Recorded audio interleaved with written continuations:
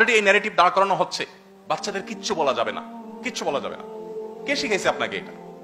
পশ্চিমারা শিখাইছে আর অন্ধের মতো নিয়ে নিচ্ছেন। বাচ্চাদেরকে বলবেন, বকা দিবেন, শাসন করবেন, অবশ্যই শরিয়ার সীমানা আছে।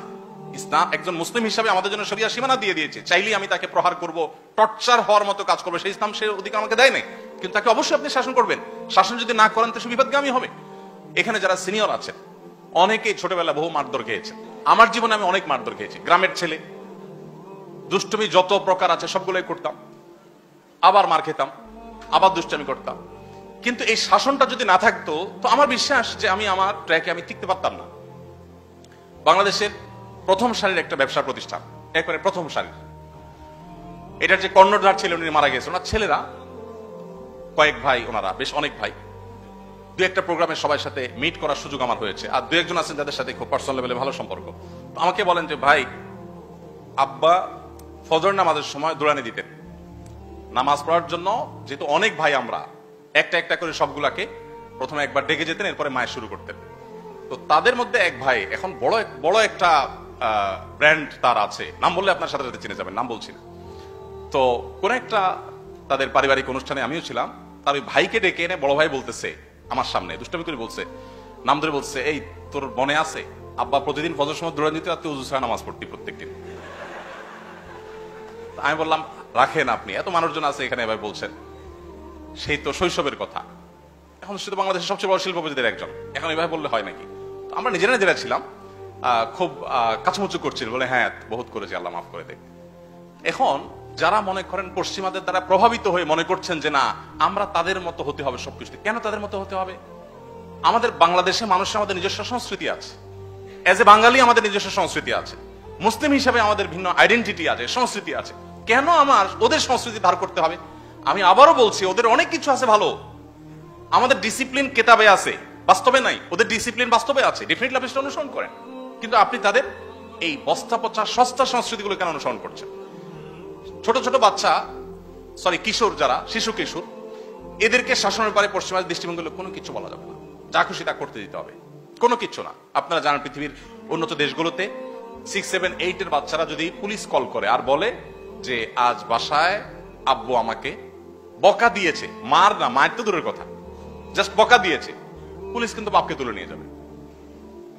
জানেন তো আপনারা, টোকিওতে এক বাংলাদেশি, প্রবাসী এক বাংলাদেশি আমাকে একটা সেমিনার শেষে এসে হাত ধরে কেঁদে দিলেন প্রায়, খুব অসহায় হয়ে বললেন, ভাই অনেক কষ্টে দেশ থেকে ফ্যামিলি আনছি, অনেক কষ্টে বহু টাকা পয়সা জোগাড় করে এদেরকে এখানে এস্টাবলিশ করছি, ছেলেকে এখানে স্কুলে ভর্তি করাইছি, পড়ালেখা করছে ভালো।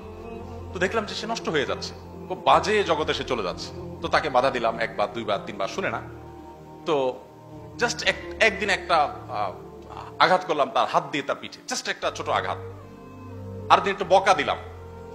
সে স্কুলে তার টিচার প্রতিদিন তাদের কাছ থেকে জিজ্ঞেস করে যে বাবা মা বকা দিছে কিনা, কিছু করে কিনা, ফুসলায় তাদেরকে। তো সে আমার নামে একদিন বলেছে, 2 দিন বলেছে, এরপর একদিন হঠাৎ করে আমাকে থানা থেকে কল করলো, এসে সেখানে গেলাম, আমাকে আটক করে ফেললো। এরপরে বললো ঠিক আছে ছেলে সহ বসো, বিচার হবে। বিচার হলো, বিচারে ফায়সালা হলো, থানা থেকে আপনার হলো আর কি, বিচার তো বলা যায় না এটাকে, সালিসির মতো হলো, যে তুমি তোমার ছেলেকে একটা বাসা ভাড়া করে দিবা এবং তার সমস্ত ভরণ পোষণ দিবে এত বছর পর্যন্ত। তুমি তার বাসায় যেতে পারো সে কল করলে, আদারওয়াইজ তুমি যাবা না। আর তাকে তোমার বাসায় আসার জন্য তুমি চাপাচাপি করতে পারবা না, সে যা খুশি তা করবে, কিছু বলতে পারবা না। এটা হলো থানা থেকে ফায়সালা। এই বেচারা আমাকে বললেন, ভাই বলেন আমার এখন বেঁচে থাকাটাই দায় পৃথিবীতে। এই ছেলে তার চরিত্র নষ্ট হয়ে যাচ্ছে দেখে তাকে আমি শাসন করলাম, এখন থানা থেকে বিচার করলাম আলাদা বাসা দিয়ে তাকে বসায়া দুধ কলা দিয়া সাপ পোষার জন্য, এবং সেই সাপের দিকে আমি তাকাইতেও পারবো না। মানে আমার ছেলেটাকে নষ্ট হওয়ার জন্য আমি সবকিছু এফোর্ট দিব, সেটা আমাকে করতে বাধ্য করা হয়েছে। আমি আমার ছেলেকে শাসন করতে পারবো না। মায়ের চাইতে মাসির দরদ বেশি হয়ে গেল, প্রশাসনের দরদ বাবা মার চাইতে বেশি হয়ে গেল। এ হলো পশ্চিমাদের কালচার। তো তাদের সেই কালচার আমাকে আমদানি করতে হবে। কিন্তু আপনারা জানেন শিক্ষার নামে, সংস্কৃতির নামে, বিনোদনের নামে, সংবাদের নামে, নানা নামে আমাদের সমাজে জোয়ারের মতো অপসংস্কৃতি আসছে। গত 50 বছর যাবত একটা ট্যাবলেট এদেশে মানুষকে গিলানোর চেষ্টা করা হয়েছে, তা হলো যে এদেশের উন্নতি অগ্রগতির পথে প্রধান বাধাই হলো ইসলাম। ধর্মটা যদি রাষ্ট্র থেকে সবকিছু থেকে দূর দূর করে ফেলানো যায় তাহলে একটা রাষ্ট্র শূন্য হয়ে যাবে। 50 বছর যাবত আমরা এটা চর্চা হতে দেখেছি, রাষ্ট্র কোথায় গিয়েছে? এই প্রশ্ন এখন খুব শীত দ্বারা শক্ত করে আমাদের করতে হবে। 50 বছর যাবত ধর্মকে সব জায়গা থেকে দূর করো, ধর্ম টানাটানি করা যাবে, ব্যক্তিগত পর্যায়ে রাখতে হবে, তারা রাষ্ট্র শূন্য হয়ে যাবে। কি হয়েছে রাষ্ট্রগত 50 বছরে?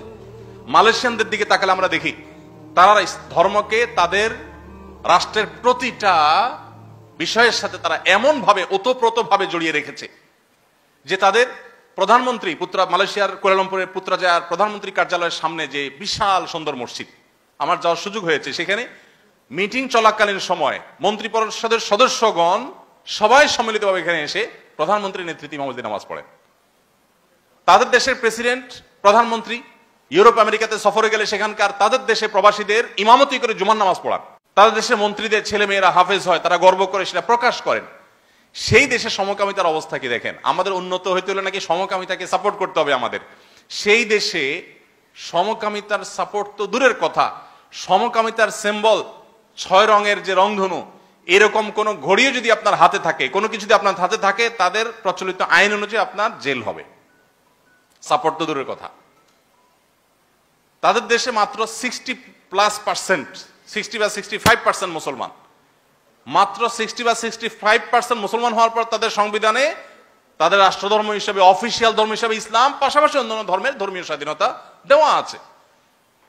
মালয়েশিয়ানরা ধর্মকে যদি এতটা আঁকড়ে ধরে তারা উন্নতির এমন পর্যায়ে যেতে পারে যে আমরা তাদের কাছে আমাদেরকে কাজের জন্য, চাকরি ভিসা দেওয়ার জন্য সিরিয়াল ধরে বসে থাকতে আমাদের মিনিস্টাররা, তাহলে সেক্ষেত্রে আমাদের দেশে ধর্ম কেন সব জায়গা থেকে দূর দূর করে আমাদেরকে উন্নত হইতে হবে? এই প্রশ্নের উত্তর আপনাকে আমাকে খুঁজতে হবে।